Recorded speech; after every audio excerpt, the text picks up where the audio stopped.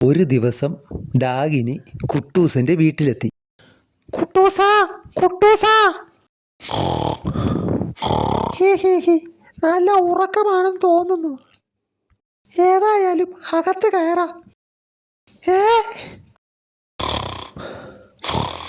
എൻ്റെ അമ്മേ, പുട്ടാലുവിനെന്താ ഈ വീട്ടിൽ കാര്യം?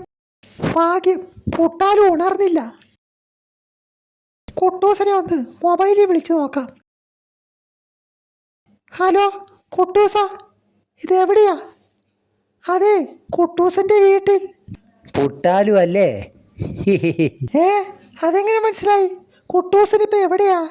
ഞാനും ലുട്ടാപ്പിയും പുട്ടാലുവിന്റെ ഗുഹയിൽ.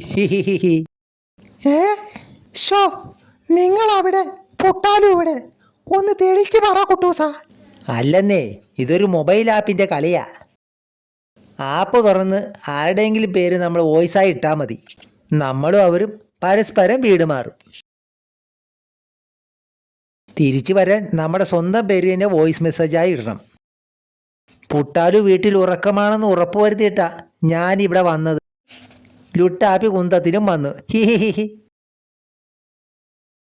പക്ഷേ വന്നത് വേസ്റ്റായി.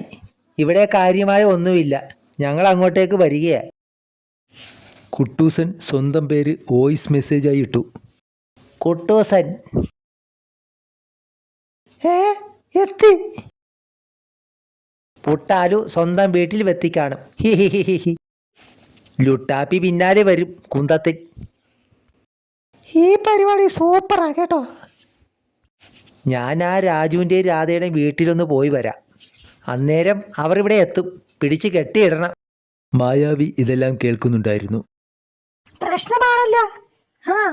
ഒരു സൂത്രമുണ്ട്. വോയിസ് ഇട് കുട്ടൂസ. രാജു, രാധ. ആപ്പ് തുറക്കട്ടെ. തുറന്നു. ഓം ക്രീം ക്രോം ക്രോം. പറ തവളെ. ക്രോം ക്രോം ക്രോം ക്രോം. കുട്ടൂസൻ തവള എന്ന് പറഞ്ഞതോടെ അയ്യോ, കിണറ്റി വീണേ. തവള കുട്ടൂസന്റെ വീട്ടിലും. ക്രോം ക്രോം ക്രോം.